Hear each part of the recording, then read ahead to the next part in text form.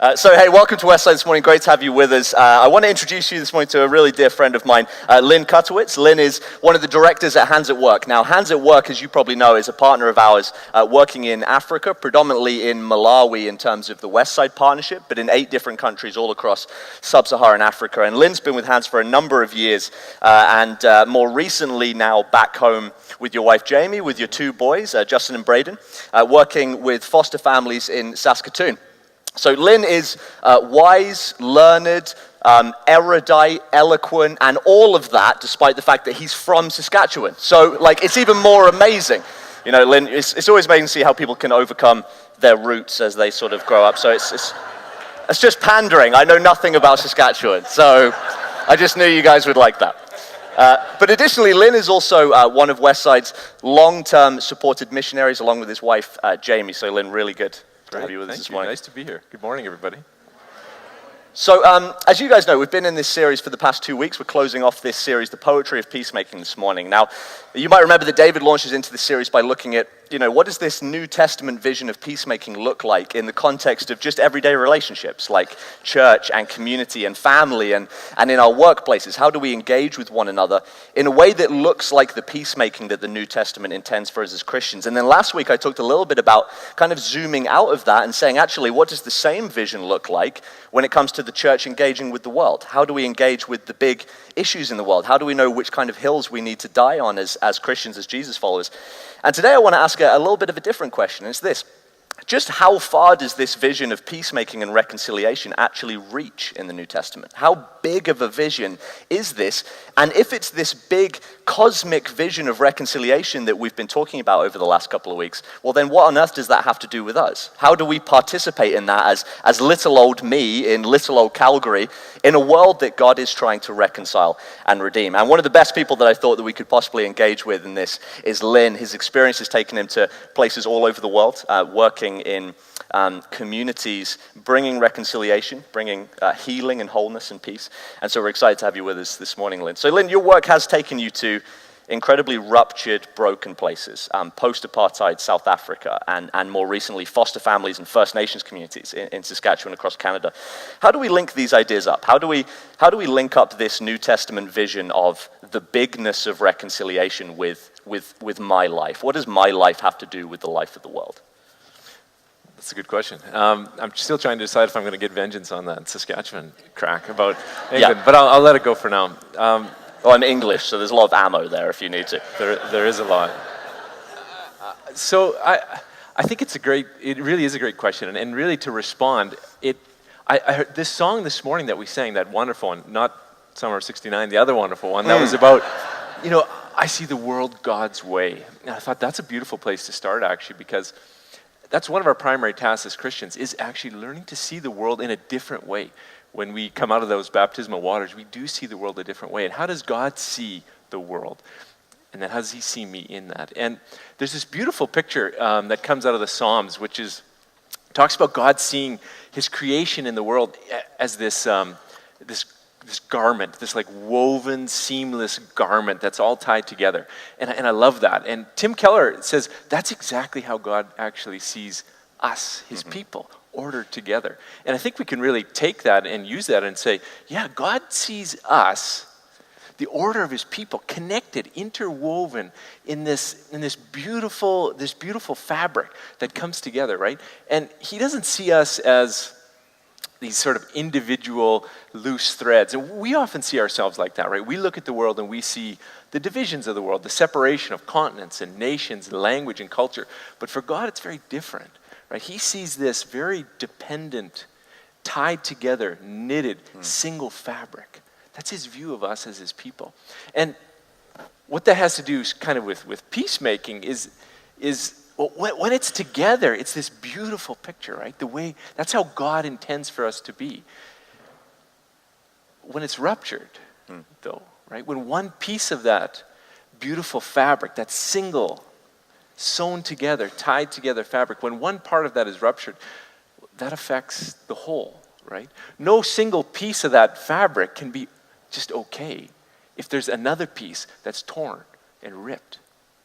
And, that's certainly how God sees it. And I think that There's a strong case, I think, to be made that in Scripture we see that God's whole mission is in response to the fact that that fabric is torn. That really matters to God. And the truth is that it matters to us if we catch that vision the way God sees it, because that fabric pushes and pulls and tugs. When one part is pulling, the other is affected. Yeah, I mean, this is a principle that you pick up in the New Testament all over the place, right? Like, now David's away today, so don't tell him. I'm gonna jump out of Romans. Let's just keep that between you and me, all right? He'll never know, all right? And we're going to jump into 2 Corinthians, but it's still Paul writing, so I think David will be okay. But I mean, this is something we were talking about this week, right? That in 2 Corinthians, you get this big vision of reconciliation that's then suddenly Paul zooms in on, okay, but what does this have to do with me? He says, therefore, if anyone is in Christ, the new creation has come.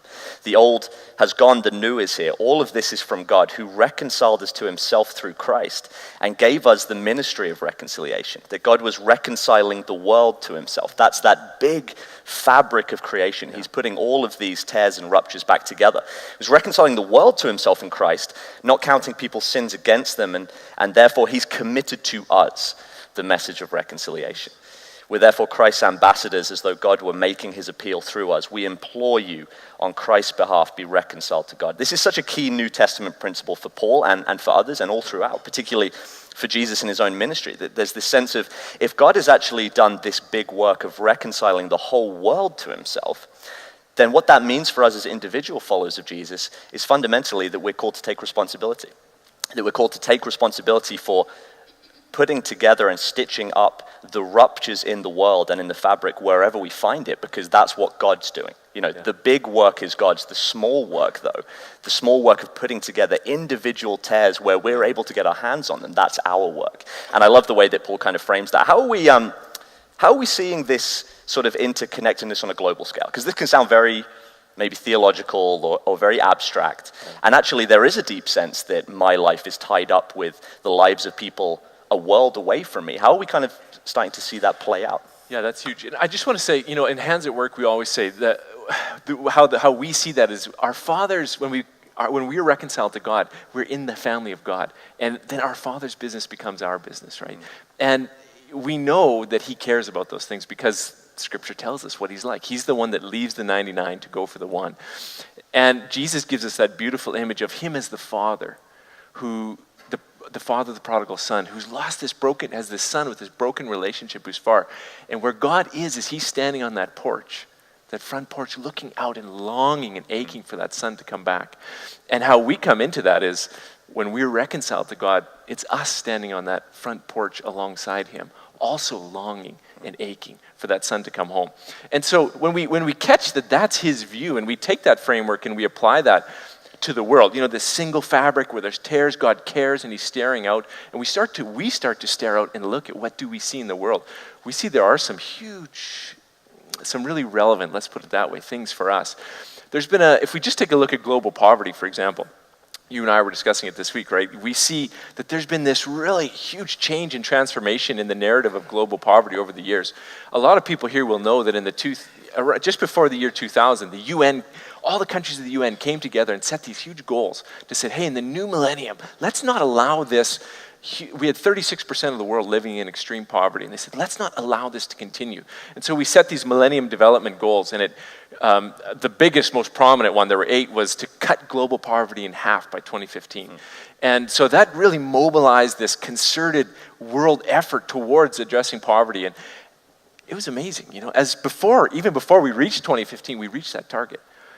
We were over half. It was down to 15%. By 2015, 15% of the world was living in extreme poverty. And that was a huge sense of progress, right? People were celebrating and feeling really excited about it.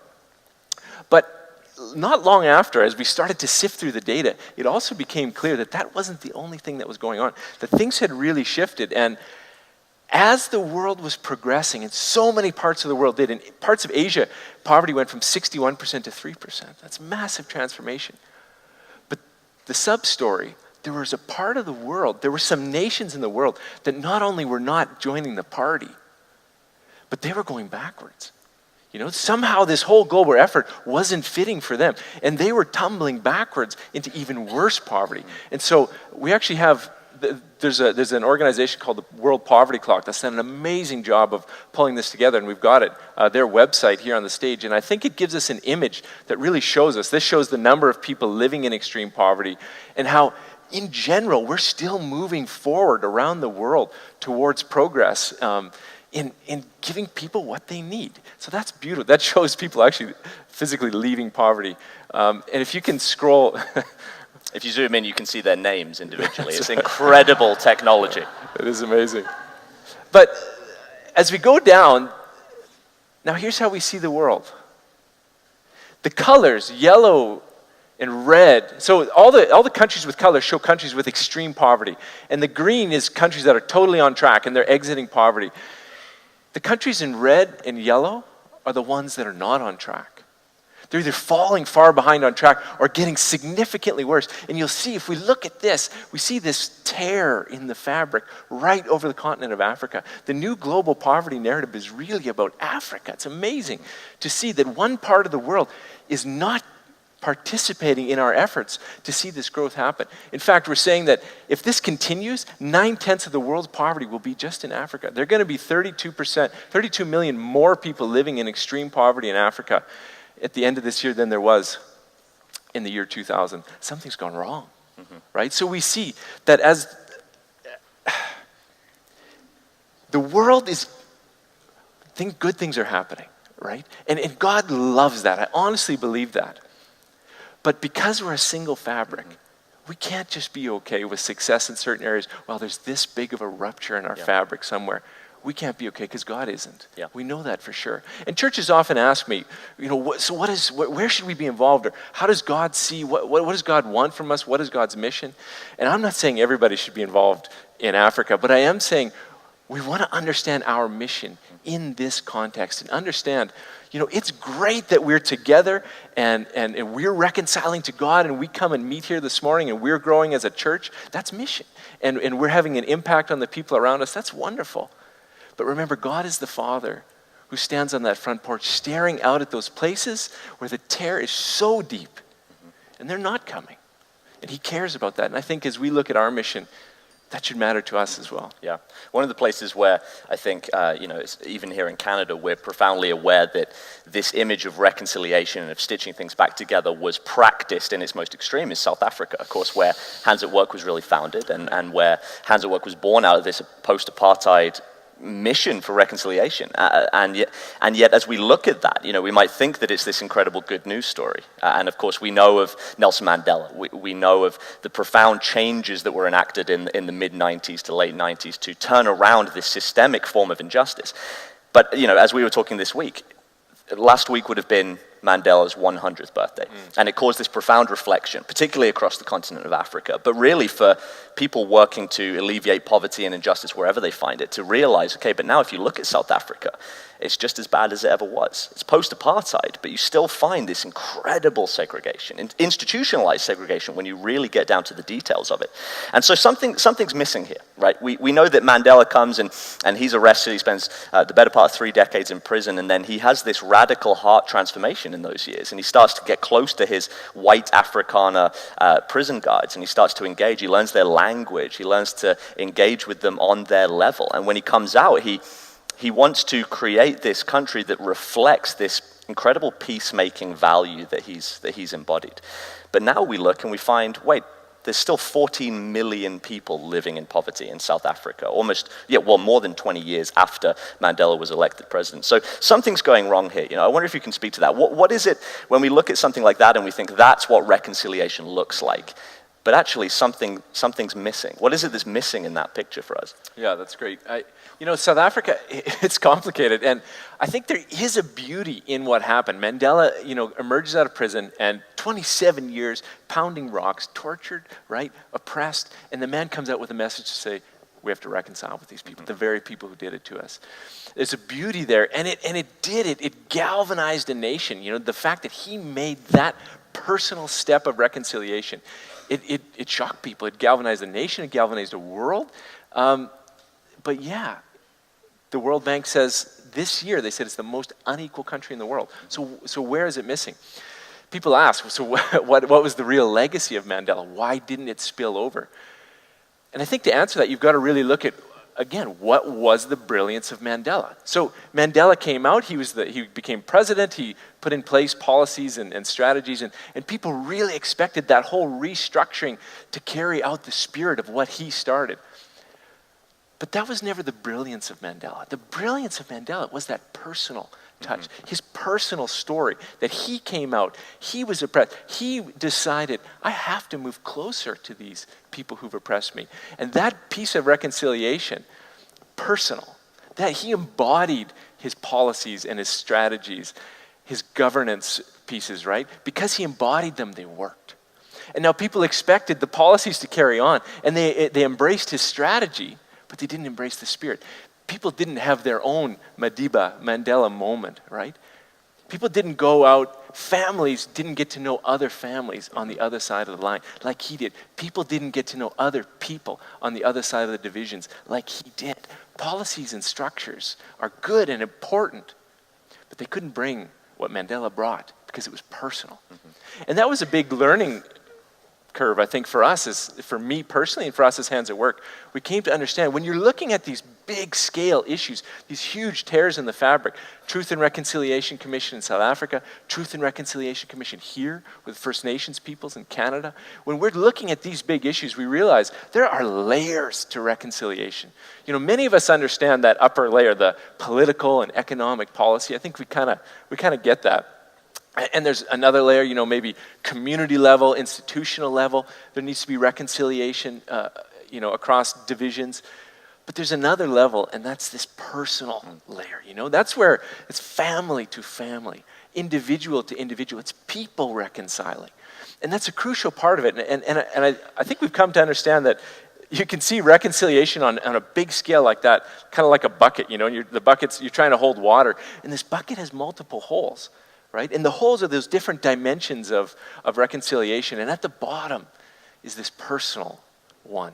And it's the one that's most often overlooked and avoided. You know, we try to fix the problems just by patching up those economic and policy level holes. But the truth is that bottom one is crucial. If we don't address that, the other ones, they can't be effective. And so we see that playing out all the time. We see that where we are working as Hands at Work in that, you know, that massive tear in our fabric of our world in Africa. You know, the face of that tear, when you get down deep into it, it's families, you know, it's grandmothers. People have famously heard about the grandmothers of sub-Saharan Africa because, you know, there's been all this death, more orphans and widows in sub-Saharan Africa than any other point in history due to AIDS and war and poverty and all kinds of things. And so you've got these grandmothers who've lost 4, 5, 6 children, and they've taken in 6, 7, 8 grandchildren, you know, and they don't know how they're going to, you know, face the next day. There's trauma, there's all kinds of challenges that they're facing, but those are the last line of defense in most of sub-Saharan Africa. So when we look at reconciliation, healing that tear of fabric, those are the people we're looking at.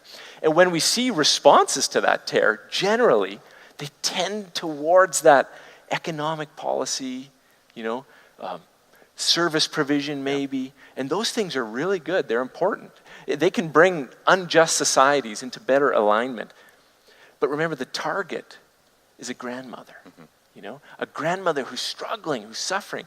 I remember when we were really expanding in Africa in those years, and it was really interesting because in those years, and then West Side leadership was right in lockstep with us and had a huge influence on as we developed our model, walking with us in Africa. But we discovered these villages with all these families, you know, and grandmothers who had buried their children, not had a beat to even grieve that loss, you know, suffered huge trauma. And now they've inherited all these children that they don't know how they're going to feed. And so for them, you know, it's the symptoms of their trauma. It's fear, you know, anxiety, depression. Man, they don't know how they're going to go forward. Isolation. We isolate. That's what we do when we're in our worst times of suffering, right? So you've got these grandmas that have suffered these trauma. You know, service provision, economic policy, it's not hitting that target. We found that even as Hands, we would roll out food, health, education services, which is crucial to support these families. But the most vulnerable families, grandma, you know, who's buried those kids, who's suffering, she wasn't getting better. We still found huge rates of depression, suicide, abuse in these homes, falling through the cracks because those responses at that higher level, they don't meet that personal need. I remember sitting in a hut with a grandmother and in Malawi, neighboring Chinku, where Westside is partnered actually. One of these grandmas, she had been so depressed and struggling. And this was right at the time when our model was developing and we were doing service provision. We had brought a school and feeding for this family, but we were also mobilizing people from churches, local churches in that village, just to go and connect person to person, family to family. And I was sitting with this grandmother, and she had been really depressed, and it was kind of a dark hut, and we were just talking about challenges, and the door opened up, and light shone in as this young woman burst in, and that grandma's eyes she just lit up, she beamed. And I said, well, who's this? She said, this is my friend. My friend. And afterwards, I stopped and I chatted with that care worker. We call her just a volunteer, right? Coming from a church. I said, what do you do for this grandmother? And she said, nothing. She said, I'm poor. I live here too. But I come to her. I come to her in the morning. That's when she's at her worst. And she doesn't want to get out of bed. And the kids have to get ready for the day and go to school. I open the door. I say, Grandma, get out of bed. We need you. These kids need you. You're mom now. We open the shutters of the hut. And we, in Africa, we sweep the dirt in the morning to make it look good. We sweep the dirt together and we say, you can do this. It's having a huge transformation in her life. And that's become the Hands at Work model. We've understood if we're going to heal in these very torn places, it's going to have to be personal. And that's our role as Hands. I think just briefly of a young mother in a village similar to that, suffering, dying of AIDS actually, with 3 young children in her home. And government had responded and brought in services. There was a world-class AIDS clinic across the road from her. And she could not access that. She could not get herself out of bed to go and access that place. The shame, rejection, fear that had happened to her, she just felt honestly not even worthy. It was a chasm for her to cross that road to go to that clinic. A volunteer from a local church in that home and said, you know what, Mom? Let's go. We'll go together. If they laugh at you because you're HIV positive, they laugh at me too. We'll do it together. Mm-hmm. Years on, that woman, that mother, is a volunteer care worker herself in a village doing the same for other people. And for me, those are pictures of reconciliation. Yeah. And I think that's why Hands at Work is so embedded in using the local church. I'm always interested in this question, particularly when we look at how Westside involves ourselves with international missions and reconciliation around the world. What's the thing that only the church can do? Do we want to speak into policy? Do we want to speak into high-level change? Well, of course, whenever Christians have that influence, they have a mandate to do that. But what's our calling as just everyday Christians? What can we do? And there's something in this about somehow the answer has something to do with relationship. That actually Christians are those who follow Jesus into the homes of vulnerable people because that's the way that Jesus came to us. There's this verse in Hands at Work, as you know, that's so important to us, and I thought we'd read this morning. There's probably few verses in the New Testament that hold so much theology in so few words. We love because Jesus, first loved us. We love because he first loved us. This is just a staggering verse and I think the reason it's so important to Hands at Work is because it says, you know what? Sometimes we're tempted to look at particularly the biggest problems and ruptures we can find in our world and say somebody's going to do something about this. Somebody is in some position of authority and influence to make change in this community. And we often kind of distance ourselves from the problem that way. And actually the problem with that is not simply that it kind of alleviates responsibility. The problem is that that's not the way that Jesus responded to our need. That's not the way that God responded to us. God did not save us from a distance and just kind of drag us up out of the dirt and get us out of this world and take us to heaven. He plunged into it with us. He met us right where we are. And then the New Testament, through Paul and John and everybody, gives us this mandate that says your responsibility as Christians is to love others as Jesus has loved you. That he took responsibility for your brokenness where he saw it, for no cause other than that he loved you. And that's an amazing image for us to work with. So I think that, often when we think, how on earth do I participate in the big stuff in the world? I like what you said. you just make it personal. Yeah. You don't try to zoom out and think, where can I stitch up these massive ruptures in the world all around me, which just kind of causes us to go numb and feel like, well, there's no way we can respond to that. Actually, you start by just making it personal. Why don't you tell us a little bit about how this idea of making it personal really shaped your and Jamie's call to Africa, where you had profound influence, you made great change in Hands at Work and drove them forward in those early years, but for you, the calling that led you there was I guess we can call it quite a small one. You just made it personal.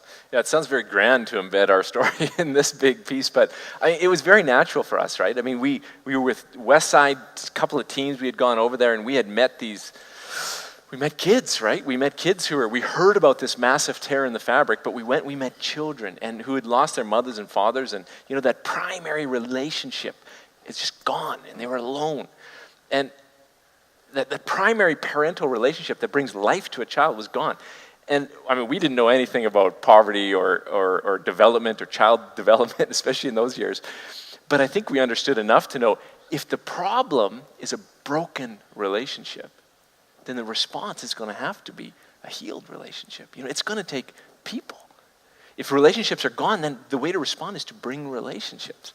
And it's going to take people. And so we came back really with that understanding. And I remember, because of course our families who are well-intentioned and friends were like, what if you just kind of stayed and raised money and sent it, over there? Wouldn't that be better? And that was tempting. But I think, we understood it was going to take people. Money was crucial, and a lot of people supported and invested in the work we did, and Westside still does. It's crucial.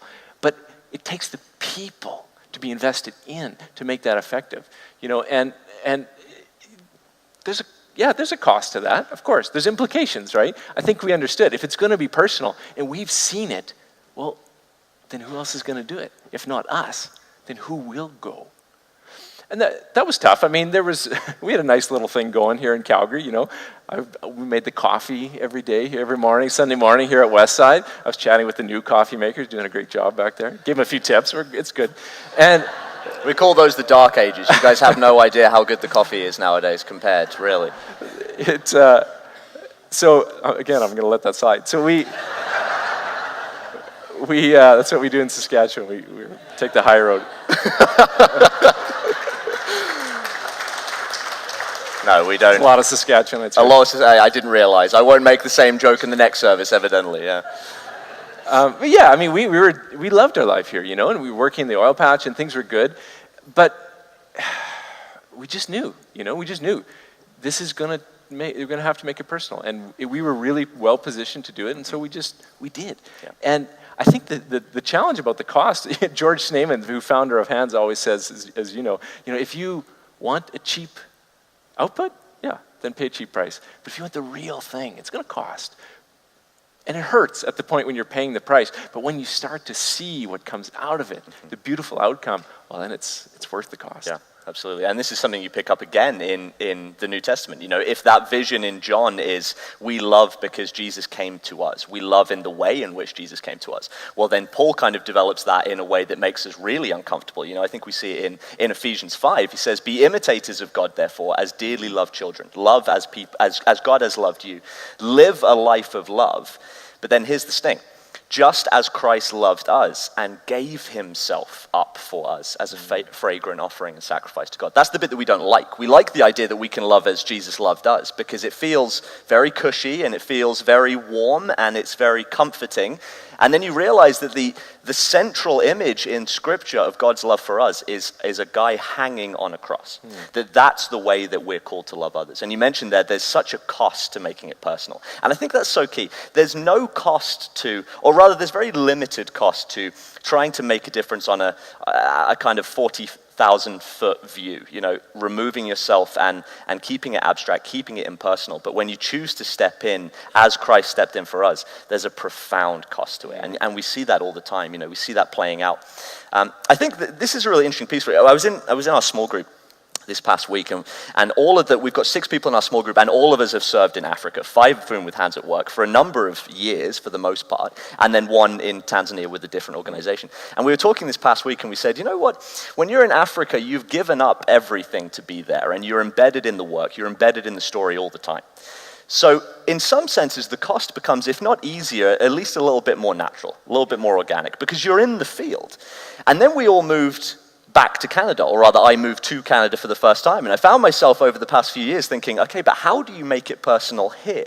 And we talked about this in our small group. It seems to be that there's this disconnect. How do I start to make poverty personal now? How do I make reconciliation a fundamental part of my life when I have to pay taxes, and I have to pay my bills, and I have to go to work, and I have to come home and cook dinner? I don't do that, that's just an example. And I have to clean the dishes. That's how I spend my evenings. Yeah, it's a good balance.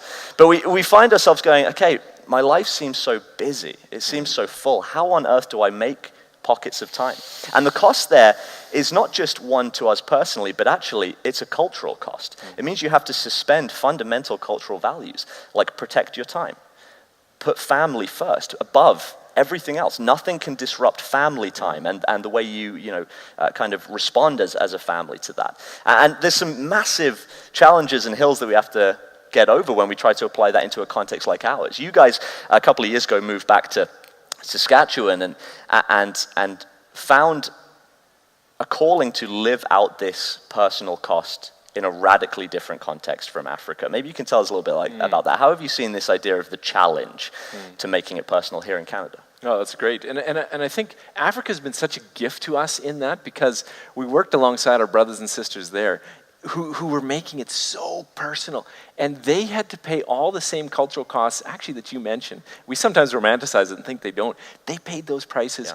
Yeah. And, they have no social margin whatsoever. They're not, have this huge bank accounts and retirement funds, but yet they pay this price for other people, making it personal.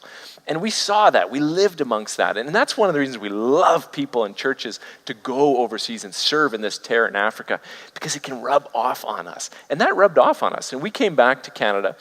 And when we landed, it was really interesting. 3 years ago, there was this massive story in Winnipeg and in Saskatchewan. I'm sure a lot of people here heard it as well, but a little girl named Tina Fontaine, who was in the child welfare system in Winnipeg, and her father had been murdered in front of her. Her mom was really struggling with addictions and all kinds of issues, and Auntie was caring for her, but also lots of challenges. And so she went to the child welfare system and said, I need help. And the foster care system responded and took her in.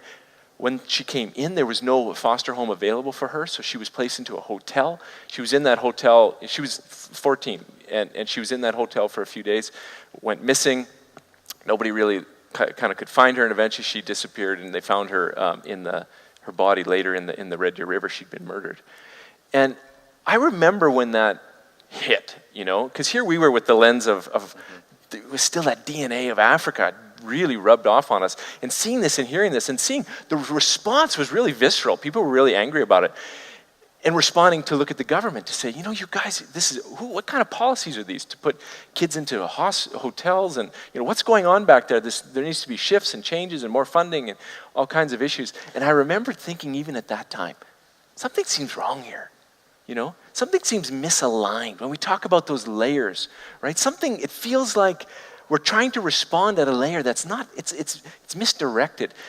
If the issue was there wasn't a family available for that little girl when she came in, isn't the need family? And government doesn't provide family, right? Government can do policies and administer things, and they need to, they must. I'm not letting them off the hook for this, but the biggest gap here wasn't policies. I've sat around many tables with people making decisions like this in the government, and I tell you, not one of them would ever put a child in a hotel if there was an alternative. But when there was no other home available, what else kind of could they do? It was a terrible situation. But I saw this kind of misalignment, and it's important that we catch this, because when we misdiagnose the problem, it's very hard for us to respond to the problem. And we do have a problem. That's Canada-wide. These Manitoba, Saskatchewan, Alberta are some of the worst actually in the country, where we've got huge rates of kids coming into care. And what we're finding when kids come into our child welfare system is they're not received well. The outcomes of our kids coming into the foster care system and child welfare are not good. We know that 75% of the guys in jail have come straight out of foster care. We talk about sex trafficking and human trafficking a lot, and we often think of kind of women coming from Laos or Thailand or Cambodia or something like that. But we know that on streets of cities like Calgary and Saskatoon, 85% of those girls came straight out of foster care. We have our kids, when they survey our kids that are in the child welfare system, they have higher rates of PTSD, post-traumatic stress disorder, than our soldiers that are coming back from war. And something's going wrong, right? Now, 50% will never graduate high school, not because they can't do it. They're not getting into trouble because they're bad kids. It's because when they needed help, like Tina, and they were turned over, there was nobody there to respond. No family, no person there to receive them. Government can't do those things. Now, before we dug into that, we really didn't know what was going on. Probably like most Canadians, we knew there were some challenges with families in Canada, but we assume there's a system, that's kind of taking care of it. And there is a foster care system, and there are foster families responding. And it's a beautiful picture, foster families. The idea is a foster family receives a child when their family's struggling and breaking down. They keep that child healthy, and they are a part of the reconciliation back to that birth family. It's a beautiful picture. But we see it's not happening in many, many, many cases. Sometimes it is. Many, en masse, we're not happy with the outcomes. In fact, foster families themselves are breaking down. In Saskatchewan, we've lost a third of our foster families over the last 5 years. Just gone, even as more kids are coming into care. Alberta's not very different, actually. It's a very similar kind of trend and situation we see. Why are they struggling? Because they feel alone. Foster families feel disconnected, isolated. They've got some tough behaviors in their home. A lot of their friends and family don't know how to engage with them. They isolate a little bit because, they feel judged. They're not sure how people receive them. And what happens is they struggle. And so what we're trying to do is say, hey, we can make this doesn't have to be this way. We could respond. And so we've started a little bit of a ministry to help to respond to some of these families, to wrap around some of these foster families and birth families in a personal way. And you talked about the cost of making it personal, Adam. And I recognize that I lose some friends when I talk about the need for a personal response to this because it feels uncomfortable, right? It's easy. We'd like to keep it a little bit at arm's length, but this is bringing it very close. The thing I'm always trying to tell people is I'm not asking people to foster and to open their homes and to bring children into their homes. In fact, I'm discouraging most people to do it. For some, it's the most amazing thing they'll ever do. It's such an amazing picture of doing the gospel. But for many, that's not going to be the role they're going to play. And I want to help everybody understand there are so many roles to play. There are already people taking children into their homes. We want to bring people and train them and equip them to wrap around, to say thank you to people who feel totally unthanked, who feel totally overlooked, to encourage, to babysit for people who can never find a babysitter. These small, simple things can make a huge impact. To cook a meal that says, we see you. We see you. We think what you do is amazing. We see you. That encouragement. We need other people to come and help to bridge that foster family step towards birth families, right? Because it's tough sometimes. And then to wrap around and support those birth families. One situation we're working with in Saskatoon, we have a grandmother who's received 13 of her grandchildren that she's caring for that have been apprehended, and she's caring for all of them. We connected with her through a foster parent. This foster parent had 2 of this grandmother's children, and she was, we supported her as a foster mom. Because she felt supported, she could reach out, and she helped to bridge the reconciliation back to this, into the birth family, not the birth mom and dad, but into grandma's family, which was amazing. But grandma's got 13 kids, and so now we've brought in volunteers just to support and encourage grandma, because we got to keep those kids together if we can. And so amazing. Actually, I had a volunteer just before I flew here sitting on my couch, just an average middle-class Christian mom who's never connected with these kinds of families before. And she's connecting with a 6-year-old boy who's living with grandma. And, he's failing school, struggling. He's on this trajectory to, not do well. And then he'll suffer all the things that come along with that in our society. And she came to me and she said, after 2 months, she's been reading with him on Fridays. And she said, this little boy's failing, but he's brilliant. He's so smart. And when I read to him, he responds, and he's proud, and he loves to show his grandma all the different things he can read. And we just start to see him thriving. And we realize that's exactly what's needed. Somebody's making him personal. These kids the trajectory we're on, we know from the data when they're in child welfare is not good, but not because of anything inherent in them. They just need people to respond. And yeah, the cost is a little bit high, right? She has to actually go and connect with him, and it was awkward in the beginning, but now I could see it in her eyes. She's tasted the benefit, right? And she's saying, this is more than worth it for me. For sure, yeah. There's so much to say there, and there's so much to say on, as we kind of sit and we think, we're constantly running into situations in which there's that tension and that tug that says, maybe I could do something here. Maybe I could bring some measure of peace or some measure of healing and hope to this situation. And how often do we step back and say, but it's not my job? Or even if it's not my job, I don't want to impose myself. Somebody is doing something about that. And that's such a challenge for us in Calgary. And I want to thank you, Lynn, for coming and joining us this morning, because I think it's such an important challenge as we close off this series, as we think about what's my part in this huge story of what God's doing to reconcile the world to himself, to put back together those ruptures and those tears in the fabric wherever he finds it. Well, my part might actually be really small. My part in this huge cosmic story is actually just the single face and the single story of a little girl who runs into some incredible violence and injustice, and the tug in my heart that says, maybe for me it's just about her. Maybe for me that's the start of a journey that ends with going to Africa, or that ends with taking kids into my home who I otherwise have no responsibility to care for. But it starts by just being willing to say, as Jesus loved me, as Jesus paid the cost of making it personal in his story, putting me in his story, I can do the same. So would you join me in thanking Lynn this morning?